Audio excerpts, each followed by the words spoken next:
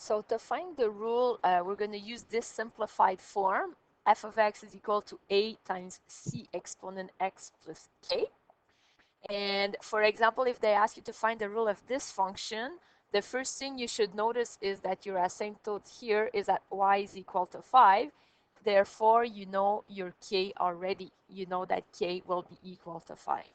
And also you have 2 points. So you have the first point here, 1, -1, which is a x and a y. And you have point A here, which is 2 and -7. That's your second point. So the first thing you do is you start with the rule that you have. And then we're going to put our plus 5 because we know our k is 5. And then we're going to write the points that we know. So let's start with point A. So I'm going to write -7 is equal to a times c exponent 2 plus 5. Now you realize that here we have 2 unknowns. So we're going to need a second equation. So this is our first equation.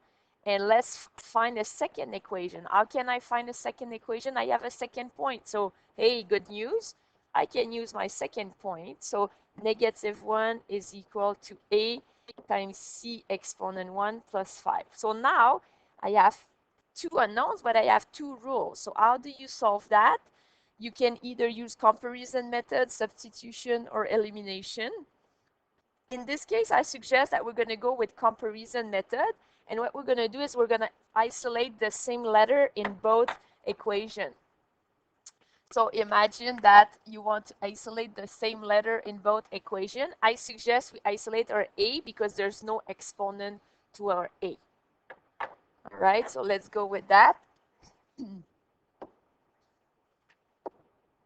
Okay. Hold on.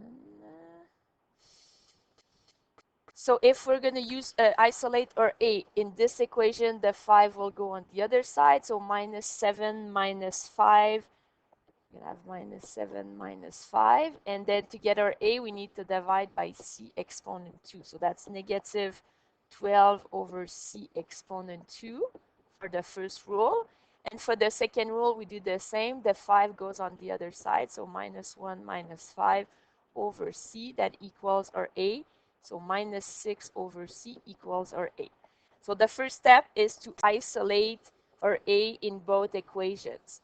Then we're going to compare them. We know that if they're both equal to a, that means that -12 over c2 has to be equal to -6 over c. Now, if you remember, when we did fractions earlier, if you have a over b equals c over d, we know that a times d has to be equal to b times c here. So this is just a reminder. So when you're at this stage, you can use this method. So that means that -12c has to be equal to 6c squared on the other side here. Now you have a problem because you have c's on both sides.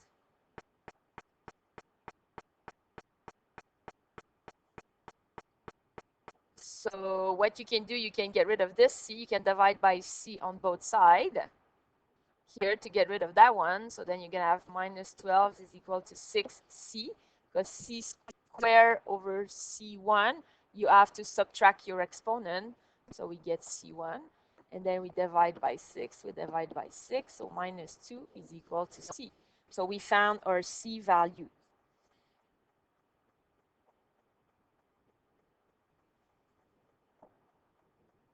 Oh, wait, just a second. I realized I forgot my minus here.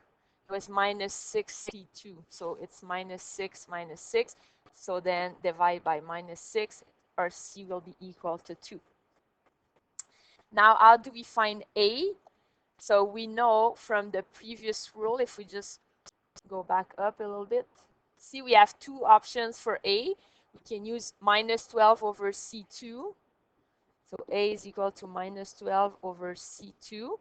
And then we just write down our c values, which is 2. So -12 over 4 is going to be -3. So or a would be minus 3. To check that to make sure we have the right answer, we can use the other rule. It should fit in the other rule as well. So if we plug in our c here, we should also get negative 3. So yes, we got that right. Now don't forget to write down your rule, because the question was find the rule. So your answer should be f of x is equal to a c exponent x plus k.